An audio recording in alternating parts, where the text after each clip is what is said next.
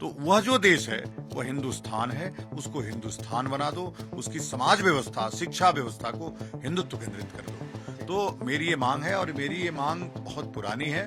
मेरे ख्याल से अब जो परिस्थितियां आ रही हैं, जिस तरह से तीर्थ क्षेत्रों का विकास हो रहा है, जिस तरह से हिंदू केंद्रित अर्थव्यवस्था डेवलप की जा रही है, आने वाला समय हिंदू सदी है।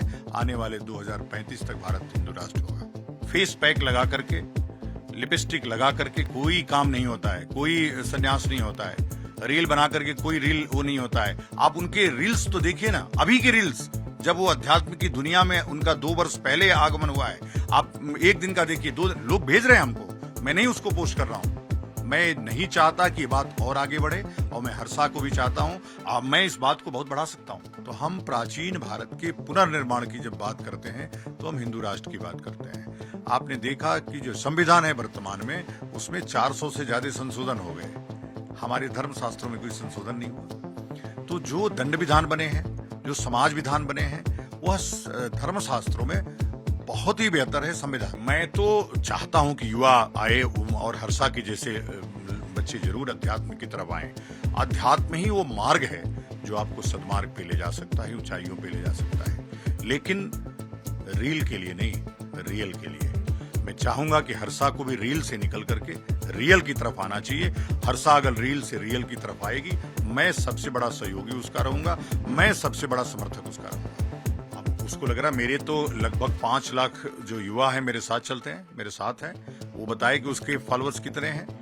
उसके फॉलोअर्स नाचने के लिए हैं, मेरे फॉलोअर ज्ञान के लिए हैं। दोनों में बहुत अंतर है। देखिए, हम उससे तुलनात्मक अध्ययन अपना नहीं कर सकते।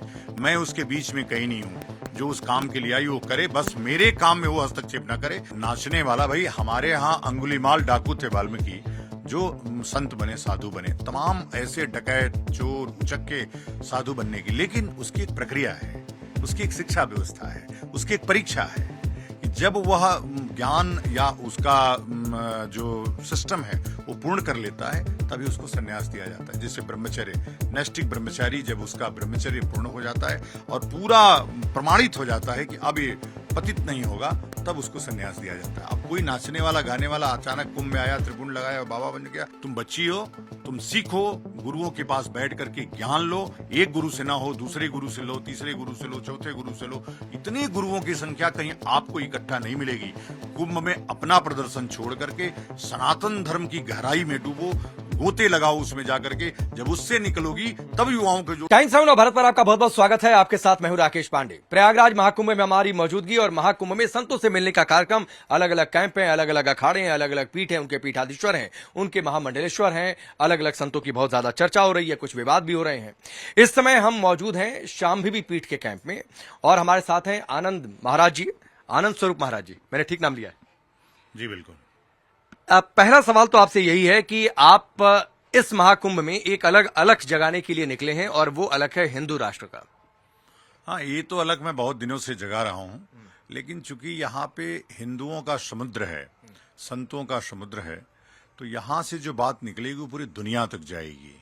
मैं दुनिया से बहुत सरलता से इस बात को कह रहा हूँ कि चूंकि यहाँ 4 धर्मों का तो मजबूत साम्राज्य है पूरी दुनिया पर।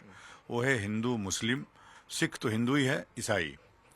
तो ईसाइयों के 127 देश हैं, मुसलमानों के 57 देश हैं, और 225 करोड़ हिंदुओं के पास एक भी देश नहीं है। यहाँ तक कि छोटा कम्युनिटी है यहूदियों की, जो 70 लाख से 1 करोड़ है, उनका भी एक देश है इजराइल।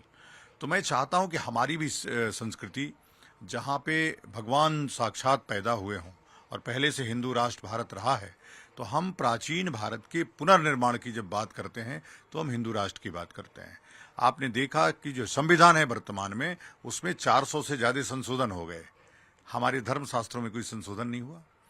तो जो दंड विधान बने हैं, जो समाज विधान बने हैं, वह धर्म शास्त्रों में बहुत ही बेहतर है संविधान से। लेकिन वो संविधान तो कहता है कि भारत किसी एक धर्म का नहीं हो सकता है, सभी धर्म के लोगों का है। तो फिर हिंदू राष्ट्र की बात क्यों? क्योंकि आप ये बात कहेंगे तो इस पर विवाद भी होगा, लोग कहेंगे ये तो धर्मनिरपेक्ष देश है। देखिए क्या है, अब विवाद हो, इसके लिए मैं अपनी माँ को माँ कहना तो नहीं छोड़ दूंगा।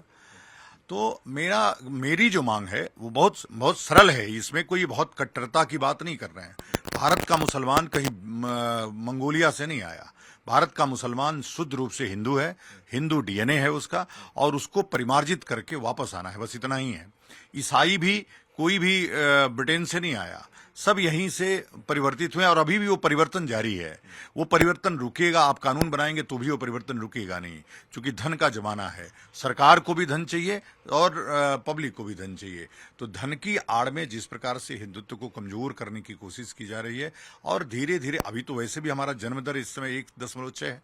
तो मैं इस जो एक प्रकृतिवादी कम्युनिटी है हिंदू, मैं उसको बचाना चाहता हूं, और बचाने का एक ही माध्यम है कि जब हम उसकी शासन व्यवस्था, उसकी शिक्षा व्यवस्था समाज में लागू कर देंगे तो बचेगी। हम इसलिए अलग जगा रहे हैं। हम ऐसा नहीं कहते कि मुसलमानों को मार देंगे, काट देंगे। हम ही नहीं कहते कि ईसाइयों को मार देंगे, काट देंगे। हमने कहा कि इस देश में रहने वाला जो भी व्यक्ति है, जो हिमालय से लेकर के इंदु सरोवर तक रहता है, देवताओं से द्वारा निर्मित उसका एक विस्तृत आगम में परिभाषा है। तो वह जो देश है वह हिंदुस्तान है, उसको हिंदुस्तान बना दो, उसकी समाज व्यवस्था, शिक्षा व्यवस्था को हिंदुत्व केंद्रित कर दो। तो मेरी ये मांग है, और मेरी ये मांग बहुत पुरानी है। मेरे ख्याल से अब जो परिस्थितियां आ रही हैं, जिस तरह से तीर्थ क्षेत्रों का विकास हो रहा है, जिस तरह से हिंदू केंद्रित अर्थव्यवस्था डेवलप की जा रही है, आने वाला समय हिंदू सदी है। आने वाले 2035 तक भारत हिंदू राष्ट्र होगा। आप बड़ी बात कह रहे हैं कि 2035 तक हिंदू राष्ट्र होगा। मैं आगे बढ़ता हूं, और आगे इसलिए बढ़ता हूं क्योंकि कई सारे विवाद हो रहे हैं। आपसे जुड़ा एक विवाद है। आपकी वजह से एक साध्वी को मेला छोड़ने के लिए मजबूर होना पड़ रहा है, वो ऐसा कह रही हैं। अब वो फिर वही, उन्होंने कल कहा कि मैं साध्वी नहीं हूं, और वही साध्वी पे ही विवाद हुआ। मेरा कहना है कि कोई भी व्यक्ति आकर के त्रिपुंड लगा करके, भगवा पहन करके अपने आप को साधु कहेगा, रील बनाएगा, और उसका जो चरित्र है मीडिया में कुछ और दिखेगा, तो निश्चय, अभी उसकी गुण की चर्चा नहीं हो रही थी। यहाँ अध्यात्म और ज्ञान का संगम है। यहाँ चेहरे की सुंदरता का कोई मतलब नहीं है। मीडिया ये दिखा रहा था कि विश्व की सबसे सुंदर साध्वी, इसका क्या मतलब था? नहीं, हमने ये नहीं दिखाया। लोगों ने कहा, कुछ लोगों ने कहा कि सबसे सुंदर साध्वी, तो ये सवाल पूछ लिया गया कि क्या आप सबसे सुंदर साध्वी हैं? और फिर महाराज जी, आप जो बात कह रहे हैं, तो क्या कोई नाचने वाला है, गाने वाला है, वो साधु संत नहीं बन सकता है? हालांकि वो ये बार बार कह रही है कि मैं साध्वी नहीं हूं।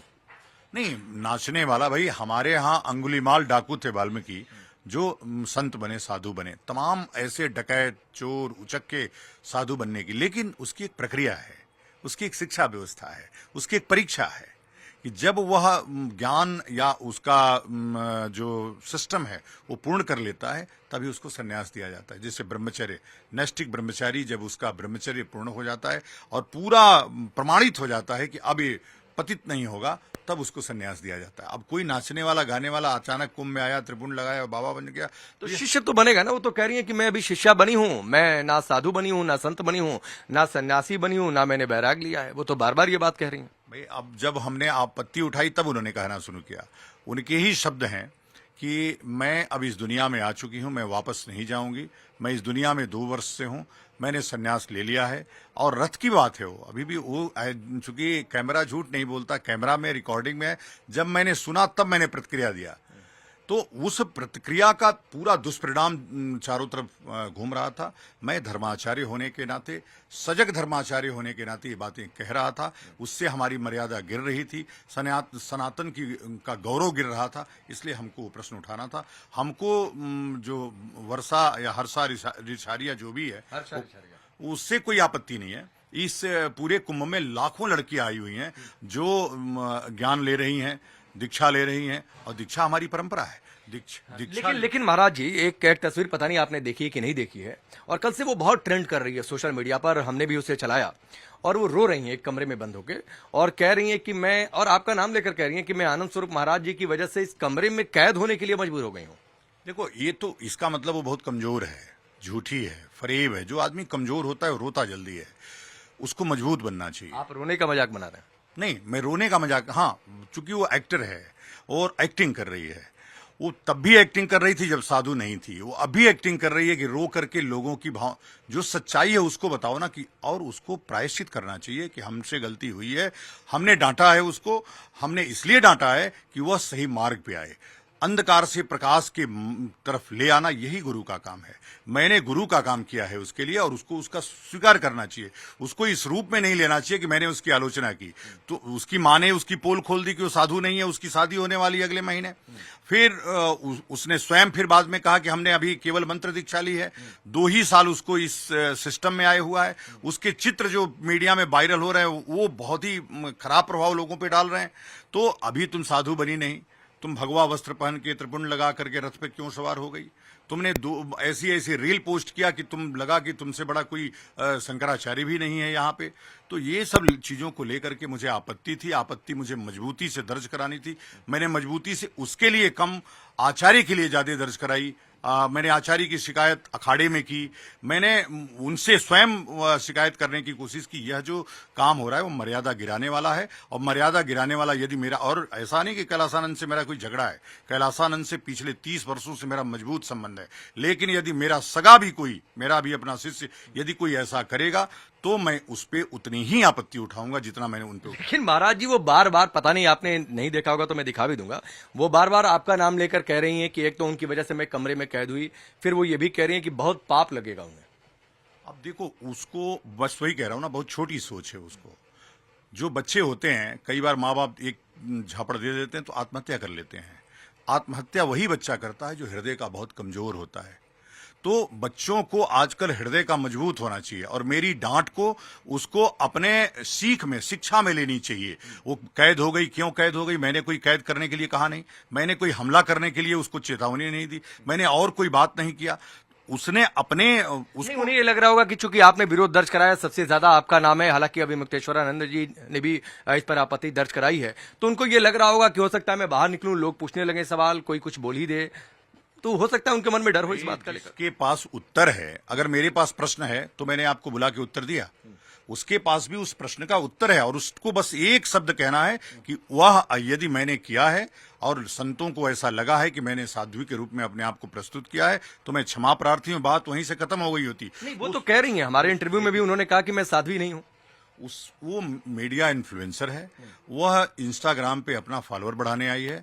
वह उसने साधु बनकर के फॉलोअर बढ़ा लिया, अब रो करके फॉलोअर बढ़ा रही है। मेरा नाम चूंकि बहुत चर्चित है इसलिए मेरा नाम लेकर के अब फॉलोअर बढ़ा रही है। मेरे फॉलोअर उसके फॉलोअर हो जाएंगे। तो ये उसका जो कोई आदमी है जो पूरी प्लानिंग कर रहा है उसकी, वो एक एक कंट्रोवर्सी को क्रिएट करके उस फॉलोअर्स बढ़ाना। आजकल देखिए ना, नए नए जो गंवार महिलाएं हैं वो रोज कोई न कोई एक्टिंग करके फॉलोअर्स बढ़ा रही हैं। या बहुत बड़ा आरोप लगा रहे हैं हर्षा पर, और आरोप ये लगा रहे हैं कि वो मीडिया महाकुंभ में वो शांति की तलाश में नहीं आई, सनातन को समझने नहीं आई, महाकुंभ को देखने, महाकुंभ को अनुभव करने नहीं आई, वो अपने फॉलोअर्स बढ़ाने आई हैं, वो अपने इन्फ्लुएंसर के दायरे को और बड़ा करना चाहती हैं, वो अपने फॉलोअर्स की संख्या इंस्टाग्राम पर, अपने सोशल मीडिया पर बढ़ाना चाहती हैं, पहले साध्वी का रूप धारण कर, अब रोकर। मैंने नहीं कहा, उसने स्वयं कहा ये बात। उसने ही कहा कि मेरे 8 लाख फॉलोअर बढ़ गए। सच बात है, अभी 1.5 मिलियन फॉलोअर उसके हो गए। तो जिस काम के लिए आई तो वो तो कर गई हो, और अभी भी और उसको राय दिया जा रहा है कि तुम और कंट्रोवर्सी क्रिएट करो, चूंकि 2 संतों को लड़ाओ, आचार्य महामंडलेश्वर को, स्वामी आनंद स्वरूप जी को लड़ाओ। और ये कौन ट्रेनिंग दे रहा है? ये ट्रेनिंग उसकी पूरी टीम है। वो एक कोई त्यागी लड़का है वो उसको ट्रेनिंग दे रहा है, जो वहां आईटी टीम में है उसके, क्या सगुन त्यागी की क्या नाम है उसका, नाम मैं नहीं जानता हूं ठीक से, लेकिन ऐसे लोग हैं उसको जो ट्रेनिंग दे रहे हैं कि तुम ये बोलो, तुम कट करो, पेस्ट करो, ऐसा बोलो। नहीं तो उसको एक संत को, जो प्रतिष्ठित संत है, मान्य संत है, उसको बेशर्म बोलने की जरूरत नहीं थी। उसने एक कड़ा शब्द बोला जिसपे मैं कुछ भी कर सकता हूं। उसने कहा कि उनको शर्म नहीं आई। मुझे शर्म आएगी कि मैं अपना धर्म बचाने जा रहा हूं? शर्म आएगी कि नाचने वाले, गाने वाले आकर के साधु स्वरूप में प्रस्तुत होंगे, रथ पे बैठ करके शाही स्नान करेंगे, और मैं उसको बर्दाश्त करूंगा?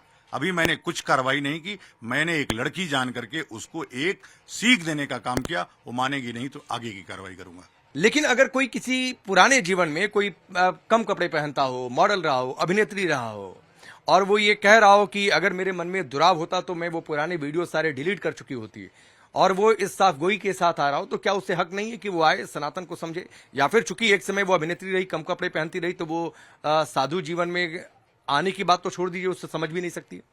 मैं ऐसे 100 लोगों को जानता हूं जो अभिनेता और अभिनेत्री रहे, जो आज अध्यात्म की दुनिया में सर्वोच्च शिखर पे हैं, लेकिन उसकी एक प्रक्रिया है।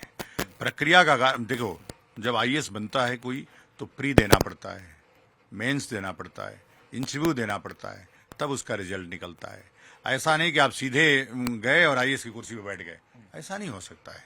वैसे ही सन्यास की एक परंपरा है, कौन सन्यास का अधिकारी है और कौन अनाधिकारी है, कौन अधिकारी नहीं है। तो अभी आप स्टेज से उतरे, सीधे त्रिपुंड लगा करके आपने भगवा धारण किया। आप आइए, कुछ ज्ञान लीजिए, कुछ समय गुरुओं के साथ बिताइए। अगर गुरु को लगे कि अब ये योग्य है सन्यास के, निश्चित रूप से सन्यास उसका होना ही चाहिए। उनको मुझे लग रहा है कि जो सबसे ज्यादा आपत्ति हो रही है, आपने शायद ये कहा होगा, अगर मैं गलत हूं तो आप ठीक कर दीजिएगा, कि त्याग की परंपरा को भोग की परंपरा बनाया जा रहा है। आपने शायद ये बात कही और ये हो सकता है कि ये उनको चुभ गया हो अंदर से, इस बात से बहुत उन्हें परेशानी हुई हो। तो ये वो भोग रही होंगी ना, तभी तो। ये वास्तव में तो त्याग की परंपरा है।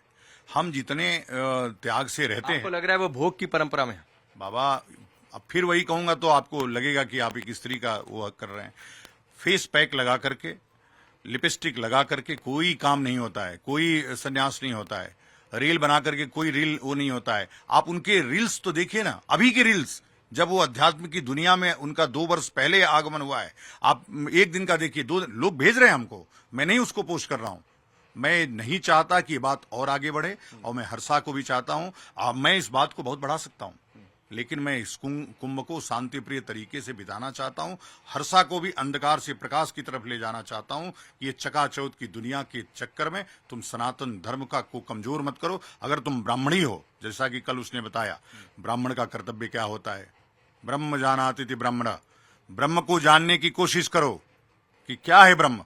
लेकिन नहीं तो इस सबाब जवाल के चक्कर में पड़ोगी तो तुम्हारे ऊपर विधिक कार्रवाई भी होगी। वो ये कह रही हैं कि वो युवाओं को धर्म से जोड़ने आई थी, प्रेरित करने आई थी, एक युवा उनका चेहरा है, और आप ये मौका उनसे छीन रहे हैं। देखिए, मैं तो चाहता हूं कि युवा आए और हर्षा की जैसे बच्चे जरूर अध्यात्म की तरफ आए। अध्यात्म ही वो मार्ग है जो आपको सदमार्ग पे ले जा सकता है, ऊंचाइयों पे ले जा सकता है, लेकिन रील के लिए नहीं, रियल के लिए। मैं चाहूंगा कि हर्षा को भी रील से निकल करके रियल की तरफ आना चाहिए। हर्षा अगर रील से रियल की तरफ आएगी, मैं सबसे बड़ा सहयोगी उसका रहूंगा, मैं सबसे बड़ा समर्थक उसका रहूंगा। युवाओं की इस दुनिया में युवाओं को धर्म से जुड़ने के बीच आप आ रहे हैं। इस वीडियो में मैं बार बार इसलिए क्योंकि मैंने पॉइंटर्स नोट किए कि उन्होंने अपने वीडियो में क्या क्या कहा। वो ये भी कह रहे हैं कि आप युवाओं और धर्म के बीच में आ रहे हैं। अब उसको लग रहा है, मेरे तो लगभग 5 लाख जो युवा हैं मेरे साथ चलते हैं, मेरे साथ हैं। वो बताए कि उसके फॉलोअर्स कितने हैं। उसके फॉलोअर्स नाचने के लिए हैं, मेरे फॉलोअर ज्ञान के लिए हैं। दोनों में बहुत अंतर है। देखिए, हम उससे तुलनात्मक अध्ययन अपना नहीं कर सकते। मैं उसके बीच में कहीं नहीं हूं। जो उस काम के लिए आई वो करे, बस मेरे काम में वो हस्तक्षेप ना करे। सन्यासी बनकर के कुंभ मेला में मत घूमे। मैं कभी वो इस कुंभ में रहे, खूब साधना करे, खूब त्याग बताए, खूब युवाओं को जोड़े, मुझे कोई आपत्ति नहीं। लेकिन वो ये कह रही है कि आप चाहते हैं और आपकी वजह से ऐसी परिस्थिति बन गई कि वो महाकुंभ ही छोड़ रही हैं। मैंने कभी कहा नहीं। मैंने कल भी अपील किया उससे कि तुम कुंभ में रहो। मेरी अपील है, हो सकता है अपील स्वीकार भी करे हो। मेरी अपील है कि तुम कुंभ में रहो और गुरुओं के पास नीचे बैठ करके उचित वस्त्र पहन करके ज्ञान लो। ये ज्ञान की भूमि है इस समय, और तरह तरह के दुनिया के सर्वोच्च ज्ञानी लोग इस कुंभ में आए हुए हैं। अपना प्रदर्शन अभी मत करो, अभी प्रदर्शन का तुम्हारे समय नहीं है। जब हल्का ज्ञान होता है और प्रदर्शन आदमी सही नहीं कर पाता तो उसको रोना आता है। कमजोर व्यक्ति हमेशा रोता है। तुम अभी इतनी कमजोर हो कि अभी एक ही हमले पे रोने लगी, तो इसका मतलब तुमको ज्ञान नहीं था कुछ। अभी ज्ञान लो, तुम बच्ची हो, और अध्यात्म में तो बिल्कुल बच्ची। उम्र तुम्हारी 31 होगी या 30 होगी, वो मैं नहीं कहता। 30 भी उम्र कोई बहुत नहीं है। तुम बच्ची हो, तुम सीखो, गुरुओं के पास बैठ करके ज्ञान लो। एक गुरु से ना हो, दूसरे गुरु से लो, तीसरे गुरु से लो, चौथे गुरु से लो। इतने गुरुओं की संख्या कहीं आपको इकट्ठा नहीं मिलेगी। कुंभ में अपना प्रदर्शन छोड़ करके सनातन धर्म की गहराई में डूबो, गोते लगाओ उसमें जाकर के। जब उससे निकलोगी तब युवाओं को जोड़ेगी। लेकिन ऐसा तब होता है जब इंसान को अपनी गलती समझ में आए। और मैं ये बात इसलिए कह रहा हूं क्योंकि वो अपने वीडियो में बार बार ये पूछ रही है हर्षा कि उन्हें बताया जाए कि उन्होंने गलत क्या किया है। ये उनको नहीं समझ में आ रहा। तो मैं चाहूंगा कि एक बार आप बताइए कि उन्होंने गलत क्या किया है। हाँ, हर्षा, तुमने गलती ये किया कि तुम सन्यासी नहीं थी। तुमने झूठ बोला कि मैं 2 वर्षों से सन्यासी हूं और जब हमने आपत्ति उठाई तो आपने कहा उसकी क्लिपिंग हमने रख लिया है तुम्हारी, जब तुम कहोगे तुम्हारे पास भेज देंगे। तुमने जो बोला, हमको जिस बातों की आपत्ति थी वो ये आपत्ति थी कि आपने कहा कि अब इस दुनिया से नहीं लौटूंगी। आपकी माँ ने कहा अगले महीने आपकी शादी है। फिर आपने कहा कि हमने 2 वर्ष पहले संन्यास ले लिया और इस जीवन में घुस गई। हमको इन छोटी छोटी चीजों से आपत्ति है। कोई भी व्यक्ति, आप नहीं, हर्षा नहीं, कोई वर्षा भी रहती, कोई रेशमा भी रहती, तो भी मैं प्रश्न वही उठाता कि कोई भी व्यक्ति अचानक आया और तुरंत भगवा पहन करके खड़ा हो गया, तो ये केवल फिल्मों में हो सकता है, ये केवल रील में हो सकता है, रियल में नहीं हो सकता है। रियल उसका ये है कि कठिन साधना के दौर से गुजरना पड़ता है, कठिन परीक्षा, गुरुओं की द्वारा ली गई परीक्षा से गुजरना पड़ता है, तब संन्यास होता है। और आपकी गलती ये है कि आप अचानक आए, आपने भगवा पहना, त्रिपुंड लगाया और साक्षात शाही सवारी में रथ पे सवार होकर के अपने आप को बहुत बड़े और सन्यासी के रूप में प्रस्तुत कर दिया। अब आप वहीं पर आ गए जहां से इस पूरे विवाद की शुरुआत हुई, और यही मेरा अगला सवाल भी था कि शाही सवारी में बैठने पर इतना विवाद क्यों? मैं चाहूंगा आप दर्शकों को भी समझाएं, मुझे भी समझाएं कि शाही सवारी में बैठने का कोई खास नियम होता है जिस पर आप आपत्ति जता रहे हैं कि वो बैठ क्यों गई? ये क्यों विवाद है इस मसले पर? आप मेरे उत्तर को या तो आप समझ नहीं पा रहे हैं। मैं समझा। मैं उत्तर यही दे रहा हूं कि जैसे मेरी गद्दी है, अब कोई व्यक्ति अचानक आए उस गद्दी पे बैठ जाए तो वो अधिकारी नहीं है उसका। शाही सवारी पर बैठने का अधिकारी कौन है? शाही सवारी पर मंडलेश्वर बैठता है। आप देखते होंगे श्रीमंत नहीं बैठता है, आप देखते होंगे महंत लोग नहीं बैठते हैं। कौन बैठता है? आचार्य महामंडलेश्वर बैठता है, मंडलेश्वर बैठता है, शंकराचार्य बैठते हैं। जो अधिकारी है उसी के लिए। और रथ बनाता कौन है? यही श्रीमंत लोग। खुद पैदल चलते हैं। तुम भी पैदल जा सकती थी, अभी तुम पैदल वाले मार्ग पे अभी प्रवेश हो रहा था, तुम्हारा सीख सकती थी जाकर के, लेकिन तुमने अपने आप को ऐसा शो करने की कोशिश की। तुमको पता नहीं था कि यहाँ और लोग भी बैठे हैं जो पकड़ लेंगे तुम्हारी चोरी को। तो तुमने जो नहीं थी वो दिखाने का प्रयास किया। हमने तुमको इसलिए रोका कि तुम जो नहीं हो वो कतई मत दिखाओ, जो हो वही बहुत है। तुम ब्राह्मणी हो, पूजनीया हो, यही पर्याप्त है। जरूरत नहीं है तुमको भगवा। ब्राह्मण को तो वैसे भी भगवा पहनने की आवश्यकता नहीं है। शास्त्र कहता है कि भगवान सबके पूजनीय है, लेकिन ब्राह्मण भगवान का भी पूजनीय है। जरूरत क्या है तुमको? तुम ब्राह्मणी हो, तुम आराम से घूमो और दिखाओ, त्रिपुंड लगाओ, साड़ी सुंदर पहनो, लोगों के बीच जाओ। बहुत ऐसी महिलाएं हैं जो काम कर रही हैं धर्म का, अध्यात्म का। उसके लिए सन्यास, भगवा क्यों जरूरी है? भगवा वैसे ही इतना बदनाम हो रहा है और तुम क्यों बदनाम करने में लगी हो?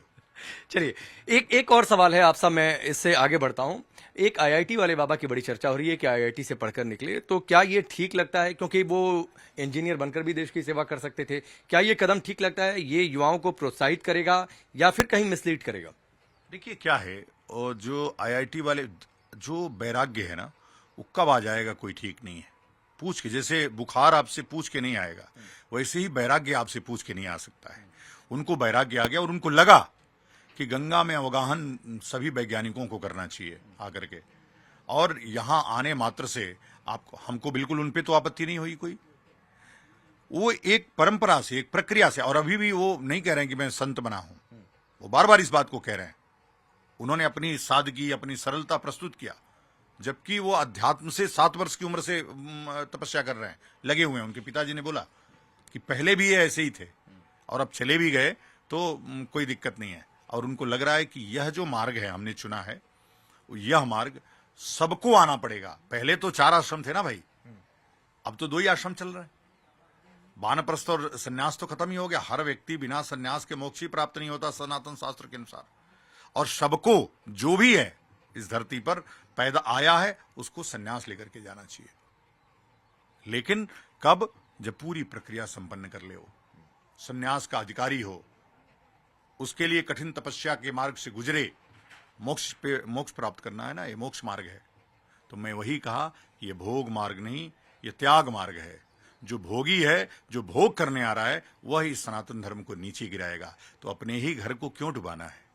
और वो जो आईआईटीएन बाबा हैं, मेरा साधुवाद है, मेरी शुभकामना है उनके लिए। वो जो काम शुरू किए हैं वो बहुत अच्छा है।